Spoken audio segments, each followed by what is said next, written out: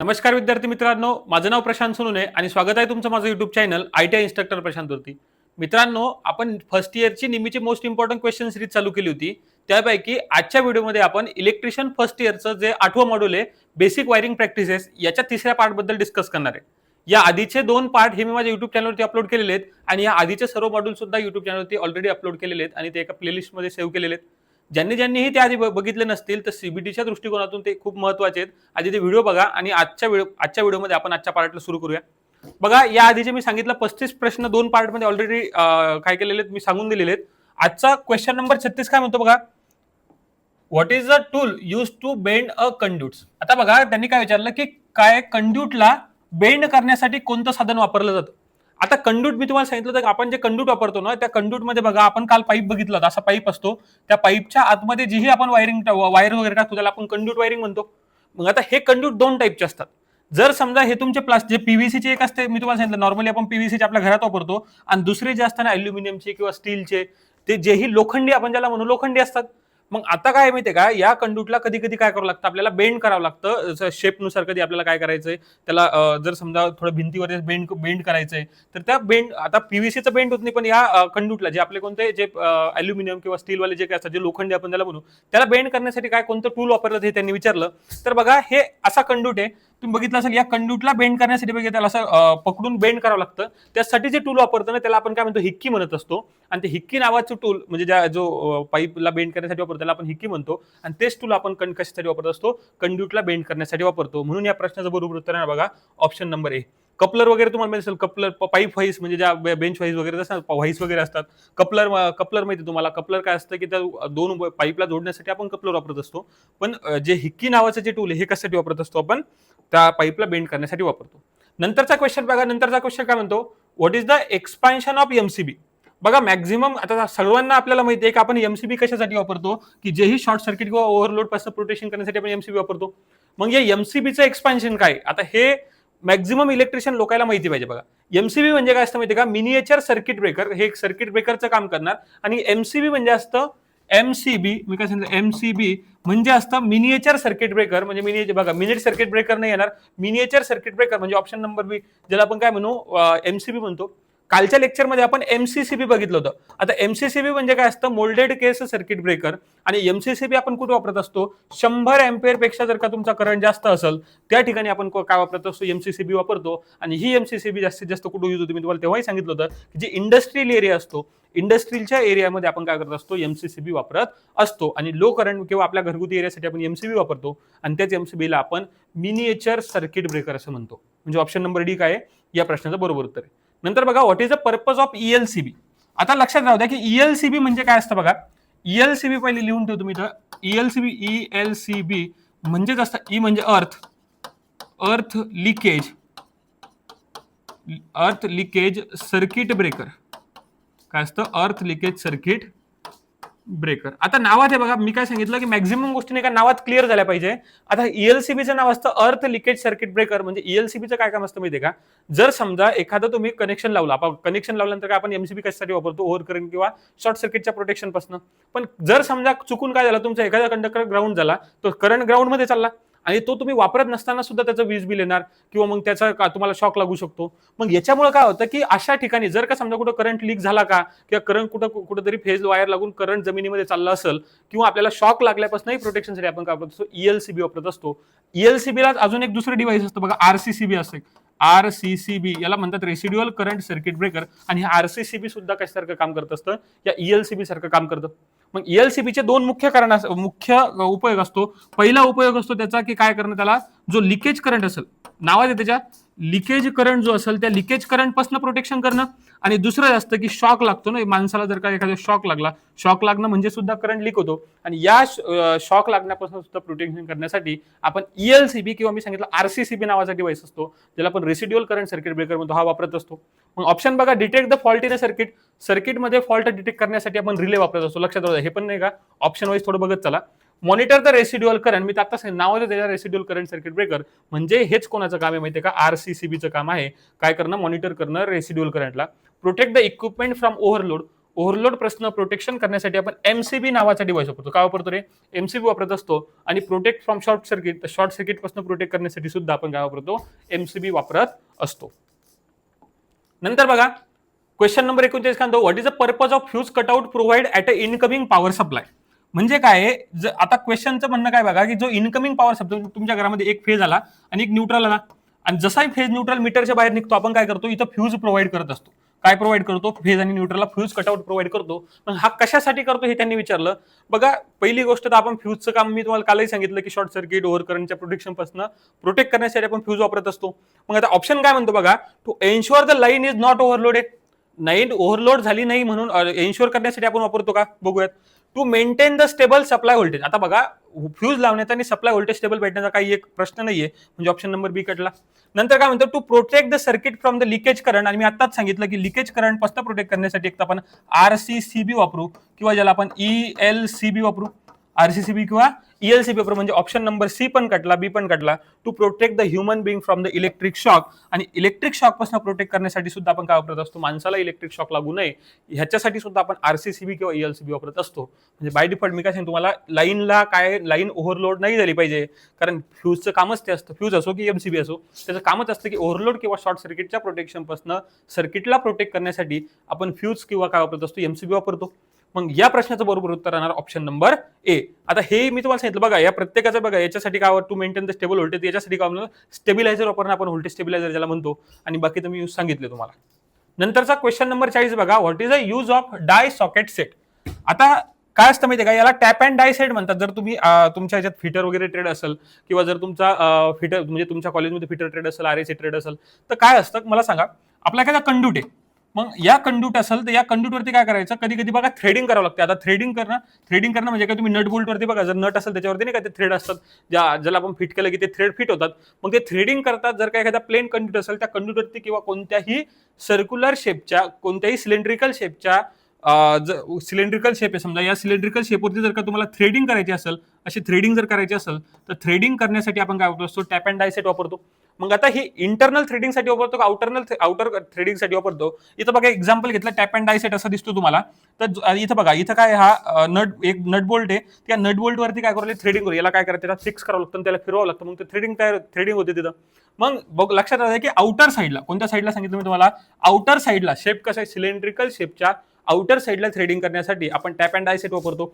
Option काय म्हणतं बघा, कट द एक्सटर्नल थ्रेड का बरोबर, पण स्क्वेअर पाईप हे करे नाही, स्क्वेअर पाईप नसतो, कोणता असतो? सर्क्युलर पाईप असतो.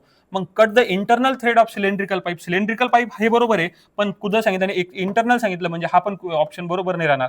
Cut the external thread on a cylindrical pipe, म्हणजे सिलेंड्रिकल पाईप वरती एक्सटर्नल साईडनं थ्रेड पाडण्यासाठी आपण टॅप अँड डाय सेट वापरत असतो. म्हणजेच ऑप्शन नंबर काय आहे? सी या प्रश्नाचं काय बरोबर उत्तर आहे. डी काय म्हणतो बघा, cut internal thread on rectangular pipe नाही, पाईप कसा पाहिजे आपला? सिलेंड्रिकल पाहिजे असतो. नंतर बघा, which classification of accessories the ceiling rose is classified. जर तुम्ही माझं कालचं किंवा याच्या आधीचं पहिला किंवा दुसऱ्या पार्टमध्ये होतं कदाचित, जर तो व्यवस्थित बघितला असेल ना, तर त्याच्यामध्ये सीलिंग रोज मी तुम्हाला सांगितलं होतं, म्हणजे ज्या कॅटेगरीज पडतात ना, जसं जनरल कॅटेगरीज असतात म्हणजे ॲक्सेसरीज, नंतर येतात प्रोटेक्टिव्ह कॅटेगरी, प्रोटेक्टिव्ह ॲक्सेसरीज येतात, कंट्रोलिंग ॲक्सेसरीज येतात, कंट्रोलिंगमध्ये स्विच वगैरे येतात, प्रोटेक्टिव्हमध्ये तुमच्या घरातली ईएलसीबी, आरसीसीबी, एमसीबी हे सगळे फ्यूज हे येतात. आणि त्याच्यानंतर एक सांगितलं तुम्ही तुम्हाला होल्डिंग ॲक्सेसरी, त्याच्यामध्ये होल्डर येतात. तर त्यावेळेस मी तुम्हाला सांगितलं होतं की जो सिलिंग रोज असतो ना आपल्या घरातला, तो सिलिंग रोज जनरल कॅटेगरीमध्ये सांगितलं होतं, जनरल कॅटेगरीमध्ये सिलिंग रोज येतो. पण या क्वेश्चननुसार बघा, इथे एक नाही का यांनी नेहमीनुसार ऑप्शन आउटलेट ॲक्सेसरीज दिलेलं आहे, म्हणजे तिथं आउटलेट ॲक्सेसरीज नव्हतं म्हणून तिथं नसेल कदाचित, पण या क्वेश्चनमध्ये नेहमीनं काय दिलेलं आहे, आउटलेट ॲक्सेसरीजमध्ये सिलिंग रोज येतो. तर ऑप्शन नंबर या प्रश्नाचं काय बरोबर उत्तर आहे. आता तिथं आउटलेट ॲक्सेसरीज नव्हतं म्हणून आपण कदाचित तिथं टिक नसेल गेलं, पण या क्वेश्चननुसार आणि नेहमीनुसार या प्रश्नाचं उत्तर काय ऑप्शन नंबर ए बरोबर आहे. मग बघा, सेफ्टी सांगितलं मी तुम्हाला, सेफ्टीमध्ये फ्यूज, ईएलसीबी, आरसीसीबी येणार. होल्डिंग ॲक्सेसरीजमध्ये होल्डर, नंबर ऑफ होल्डर जे राहतात, पेंडेंट होल्डर राहील, एडिशन स्क्रू टाईप होल्डर राहील, हे सगळे होल्डर होल्डिंगमध्ये येतात. आणि जनरलमध्ये हेच जे सॉकेट प्लग वगैरे असतात ना, हे सगळे जनरल ॲक्सेसरीजमध्ये येतात. मग नंतर बघा, what the purpose of the circuit diagram of wiring installation. आता वायरिंग इन्स्टॉलेशन मध्ये बघा, काल वेगवेगळ्या टाईपच्या नाही का सर्किट डायग्राम, म्हणजे इन्स्टॉलेशन प्लॅन कसा असतो, नंतर सर्किट डायग्राम कसे असते, लेआउट कसा असतो, त्याच्यानंतर काय असतं, म्हणजे जे आपण कशासाठी वापरतो हे सांगितलं होतं. त्यांनी आता काय विचारलं आपल्याला की सर्किट डायग्राम कशासाठी आपण वापरतो वायरिंग मध्ये. आता सर्किट डायग्राम म्हणजे काय, मी तुम्हाला कालही सांगितलं होतं की नेमकं तिथं जे टू वेचं स्विच होतं बघा, असं सिंगल पोल डबल थ्रो आलं, नेमकं कोणतं कुठं क्लिक म्हणजे कुठं टच होणार, नंतर फेज कुठं लागणार, न्यूट्रल कुठं लागणार, म्हणजे काय की त्या सर्किट मधले एक्झॅक्ट वायरिंग कशी राहणार, एक्झॅक्ट सर्किटचं कनेक्शन कसं राहणार, याच्यासाठी आपण सर्किट डायग्राम वापरत असतो. मग तेच त्यांनी विचारलं कशासाठी वापरतो. पहिलं बघा, to show the physical position of the accessories. Physical position ॲक्सेसरीजची शो करण्यासाठी वापरत नाही आपण, सर्किटच्या डायग्राम जे सर्किटचे कनेक्शन ते शो करण्यासाठी वापरतो. To estimate the various accessories in a circuit, एस्टिमेशनसाठी एस्टिमेशनची वेगळी शीट असते त्याच्यासाठी वापरतो का नाही वापरत. मग to inform the reader quickly what the circuit is design for, म्हणजे ते सर्किट कशासाठी डिझाइन केलेले याच्यासाठी का, तर त्याच्यासाठी नाही वापरत. नंतर बघा, to show the schematic connection for a circuit diagram, मी काय सांगितलं, जे सर्किटचे जे कनेक्शन आहे त्या कनेक्शनचे एक्झॅक्ट स्कीमॅटिक कनेक्शन दाखवण्यासाठी आपण सर्किट डायग्राम वापरत असतो. म्हणजे काय, ऑप्शन नंबर डी या प्रश्नाचं काय बरोबर उत्तर आहे. नंतरचा प्रश्न बघा काय म्हणतो, question number 3, what is the electrical equipment is provide with L series MCB. मी या आधीच्या लेक्चरमध्ये तुम्हाला सांगितलं होतं की जे आपण एल सिरीजची जी एमसीबी असतो ना, कोणत्या सिरीजची, एल सिरीजची जी एमसीबी आहे ती आपण रेझिस्टिव्ह लोडसाठी वापरतो. कशासाठी वापरतो, रेझिस्टिव्ह लोडसाठी वापरतो. आणि आधीचा जो लोड मी तुम्हाला सांगितलं, याचं गिझर एक्झाम्पल सांगितलं होतं, गिझरसाठी आपण काय वापरणार, एल सिरीज एमसीबी वापरणार. पण मग आता यांनी ऑप्शन दिलं बघा, आता अजून एक रेझिस्टिव्ह लोड कोणत्या, जे तुमच्या याच्यामध्ये जे आपल्या घरामध्ये जे बल्ब वगैरे लागले असतात ते सुद्धा काय रेझिस्टिव्ह लोड असतात, किंवा जनरल लाइटनिंग पर्पजसाठी सुद्धा आपण काय करू शकतो, हीच एल सिरीजची एमसीबी यूज करू शकतो. म्हणजे त्यांनी ते विचारलं प्रोव्हाइड विथ एल सिरीज एमसीबी, एल सिरीज एमसीबीचा ऑप्शन नंबर 1 आहे या प्रश्नाचं बरोबर उत्तर. या मोटरसाठी वगैरे सी आणि डी सिरीजच्या जे एमसीबी असतात, डी सिरीजच्या बहुतेक त्या डी सिरीजच्या वापर एअर कंडिशनसाठी जी सिरीज वगैरे, हॅलोजन लॅम्पसाठी सुद्धा जी सिरीज वगैरे एमसीबी वापरतात. पण या क्वेश्चन पैकी ऑप्शन नंबर काय या प्रश्नाचं, ए या प्रश्नाचं बरोबर उत्तर. नंतर बघा, what is a loop back method in prefer domestic, why, काय सांगितलं त्यांनी, का बरं. क्वेश्चन काय म्हणतो बघा, why the looping back method is prefer in a domestic wiring, म्हणजे घरगुती वायरिंग इन्स्टॉलेशन मध्ये लूप इन बॅक मेथड आपण का प्राधान्य देतो. आता पहिली गोष्ट तुम्हाला समजायला पाहिजे, लूप इन बॅक मेथड म्हणजे काय असतं. बघा, जर तुमचा बोर्ड असेल, बघा हा बोर्ड आहे, या बोर्डमध्ये नाही का आपण खाली असे बटन लावलेले असतात, तुम्ही जर बघितलं असेल तर, जे स्विच असतात ना, एक याला वरती म्हणजे खाली याला फेज देतो आपण, एक आणि एक न्यूट्रल, हा फेज कुठे जातो, त्या डिव्हाइस पर्यंत जातो. पण तुम्ही जर बघितलं असाल, आपण काय करतो माहितीये का, जो फेज वायर आपल्याकडे आला नाही, तो प्रत्येक फेज वायर इथे काय करतो, प्रत्येक बटन सोबत काय करतो, लूप करतो. आपण सेपरेट प्रत्येक बटनसाठी वायर आणतो का नाही आणत, का बरं, कारण आपण काय करतो, सगळ्याच्या सगळ्यात तिथे काय करतो, लूप मेथड वापरतो. कारण एकाच फेज वरती आपण काय करतो, फेज वायर एकच ठेवतो, त्याला फक्त काय करतो, लूप मध्ये कनेक्ट करतो प्रत्येक स्विच सोबत. मग त्यांनी विचारलं, हेच आपण डोमेस्टिक वायरिंग मध्ये सर्वात जास्त हेच वापरतो. आणि का वापरतो त्याच्या मागचं कारण बघा, easy to identify the fault identify करणं सोपं असतं का नाही. इथं काय करावं लागतं माहिती का, जास्त जॉईंट वगैरे द्यायचं का नाही. मला सांगा, जर का समजा तुम्ही इथं समजा तुमचा एमसीबी डिस्ट्रीब्युशन बॉक्स प्रत्येक स्विचसाठी वेगवेगळे आणले, तुम्हाला काय करावं, प्रत्येक वेळा इथं जॉईंट, प्रत्येकाला जॉईंट करा, जॉईंट्स वगैरे द्या.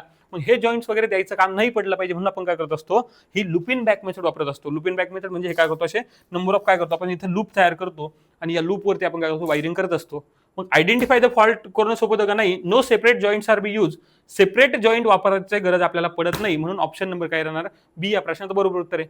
मोर number of tapping can be taken, number of tapping घेता येत नाही, मोर number of sub circuit can be made, हे पण नसतं. म्हणजे ऑप्शन नंबर काय, बी या प्रश्नाचा बरोबर उत्तर. आपल्याला काय करतं, जास्तीत जास्त जॉईंट्स मारायची गरज पडू नये म्हणून आपण काय करतो, ही लुपिन वाली मेथड वापरत असतो.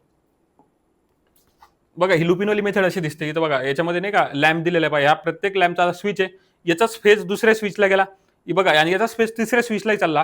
आणि न्यूट्रल सुद्धा बघा, प्रत्येक बल्बच्या सेकंड याच्यामधून न्यूट्रल पण काय कॉमन आहे, म्हणजे ज्याच्यात आपण लूप करतो ना फक्त न्यूट्रलला आणि फेजला, त्याला आपण लूप इन बॅक मेथड म्हणत असतो.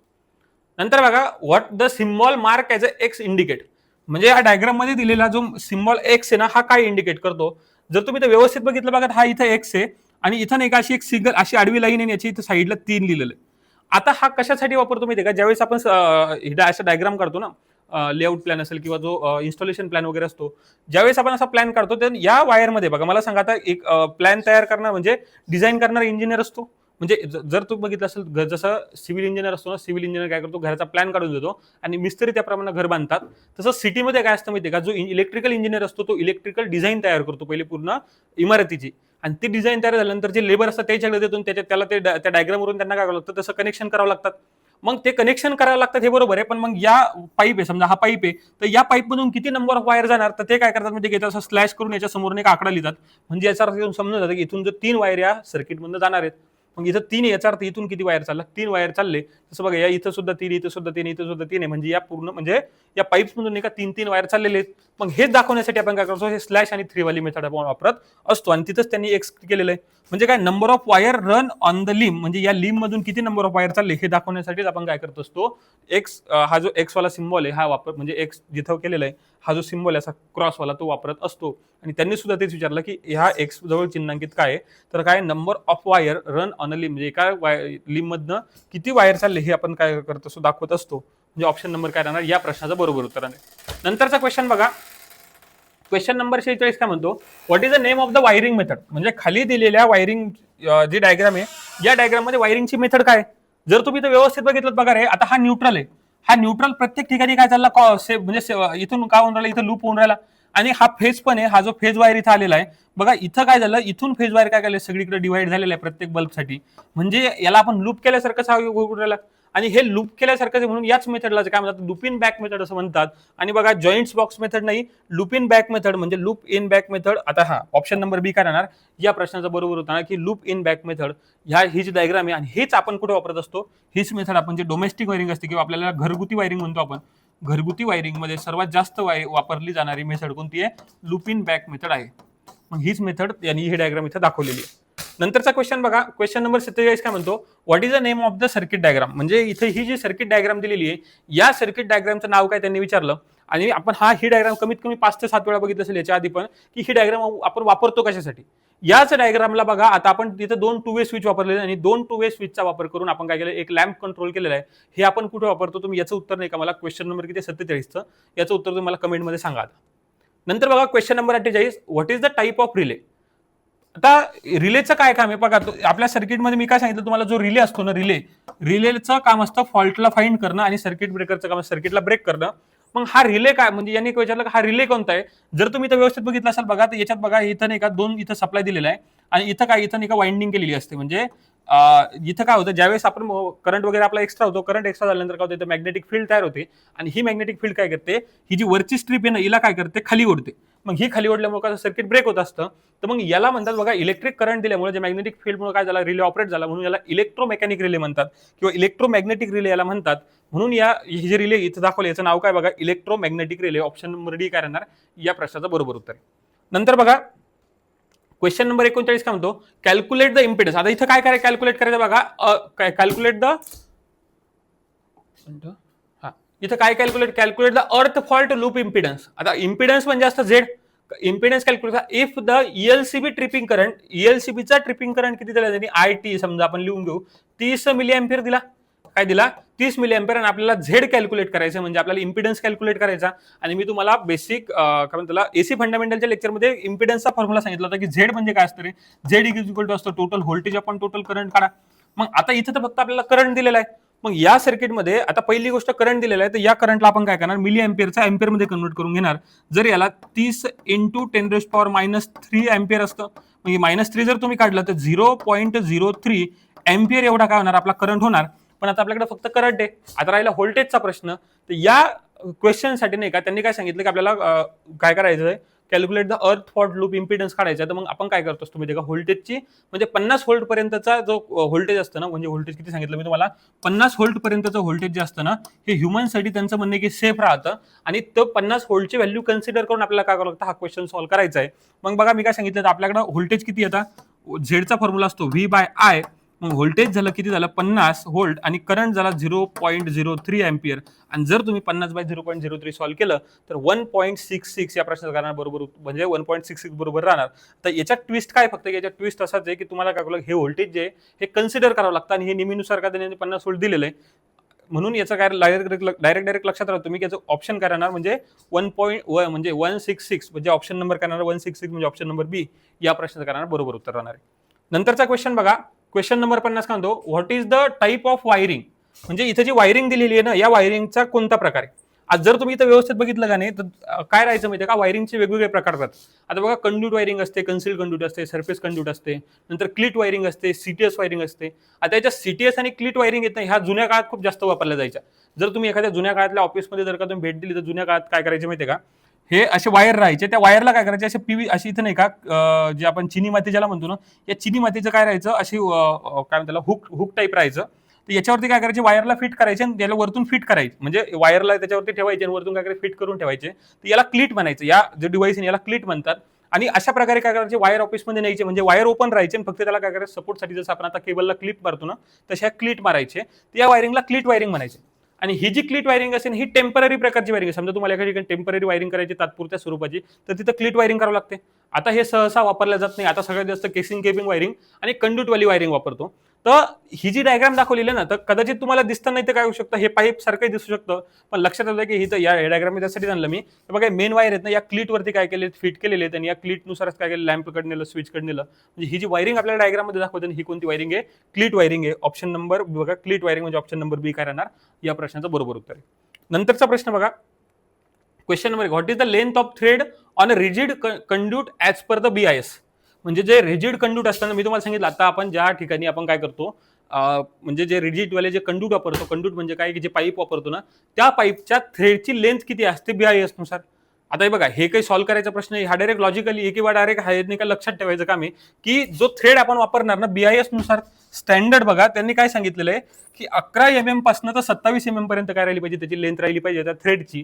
थ्रेड म्हणजे बघा हे जे असं दिसतात ना तुम्हाला, थ्रेड थ्रेड याला थ्रेड म्हणत असतो आपण. तर मग याची लेंथ किती पाहिजे याच्यानुसार, तर 11 mm पासून 27 mm पर्यंत, म्हणजे ऑप्शन नंबर काय राहणार बी या प्रश्नाचं काय राहणार आहे, बरोबर उत्तर राहणार आहे. नंतरचा प्रश्न बघा, which type of conduit use आहे ना गॅस टाईट एक्सप्लोजन काय इन्स्टॉलेशन. आता त्यांनी काय विचारलं बघा, गॅस टाईट एक्सप्लोजिव्ह इन्स्टॉलेशनसाठी कोणत्या प्रकारचे कंड्यूट वापरले जाणार. आता गॅस टाईप एक्सप्लोजिव्ह म्हणजे काय, आता समजा एखादी फॅक्टरी आहे, त्या फॅक्टरीमध्ये कसं आहे माहितीये का की एकदम गॅसचं वगैरे समजा काम चालतं किंवा एकदम काय म्हणतात त्याला हाय प्रिशियस काम चालते, आणि त्या ठिकाणी जर का तुम्ही नॉर्मल प्लास्टिकचे कंड्यूट जर का बसवले, तर प्लास्टिकचे कंड्यूट काय होईल, एक तर त्याच्यासोबत एक तर खराब होणार किंवा हीट वगैरे जास्त असेल तर ते वितळून जाणार आणि त्याच्यात वायर पण डॅमेज होणार. त्यासाठी आपण काय करत असतो माहिती का, तिथं लोखंडी कंड्यूट वापरतो. आता लोखंडी पण रिजिड म्हणजे काय असतात, ते फ्लेक्झिबल नसतात, जे रिजिडवाले असतात की एकदम फिक्स वाले, ज्याच्यावरचा एन्व्हायरमेंटवर त्याचा परिणाम होणार नाही, सोबत त्याच्यात काय होणार नाही, एकदम टाईट राहणार ते, म्हणजे त्याच्यात काही म्हणजे त्याच्या आतमध्ये जे वायर असतात ते वायर काय सेफ राहू शकतात. तर अशासाठी आपण नाही का जे रिजिड कंड्यूट असतात, रिजिड कंड्यूट वापरतो. फ्लेक्झिबल कंड्यूट तर पहिली गोष्ट वापरणार नाही. मग कोणते वापरणार, रिजिड वाले स्टीलचे कंड्यूट आपण त्या ठिकाणी वापरत असतो. आता बघा, non rigid metallic conduit. Rigid म्हणजे कसं, एकदम रिजिड म्हणजे जाडवाला, तो जसं एकदम ठिसूळवाला नाही, जसं त्याला जर का समजा तुम्ही जर जी आता आपली प्लास्टिकची वगैरे नळी बघितली असेल, त्याला काय थोडं दाबलं की ती मोडून जाते, तर त्याला काय म्हणतात, नॉन रिजिड झाली ती. तर नॉन रिजिड सुद्धा वापरत नाही, फ्लेक्झिबल सुद्धा वापरत नाही, म्हणजे याचा ऑप्शन नंबर काय राहणार या प्रश्नाचं बरोबर उत्तर राहणार आहे. बघा, अशा प्रकारे आपण जे बेसिक इलेक्ट्रिकलची जी वायरिंग होती, या वायरिंगचे मी तुम्हाला सांगितलं 4 पार्टमध्ये डिवाइड केलं होतं. तर आजच्या लेक्चरमध्ये आपण तिसरा पार्ट डिस्कस केला. या आधीचे सुद्धा जे 2 पार्ट आहेत मी माझ्या चॅनलवरती अपलोड केलेले आहेत. जर तुम्ही ते बघितले नसेल आधी तेही बघून घ्या. हे सगळेच्या सगळे क्वेश्चन जे आहेत हे सीबीटीच्या दृष्टिकोनातून खूप इम्पॉर्टंट आहेत. जर तुम्हाला कोणत्याही प्रकारचा डाऊट असेल तुम्ही खाली मला कमेंट बॉक्समध्ये विचारू शकता. हा व्हिडिओ तुम्हाला आवडला असेल त्या व्हिडिओला लाईक करा आणि हा व्हिडिओ नक्की शेअर करा. तुमच्या इलेक्ट्रिशियनचे जेही तुमचे मित्र आहेत, जे आता सीबीटी एक्झाम देणार आहेत त्यांना नक्की शेअर करा. धन्यवाद.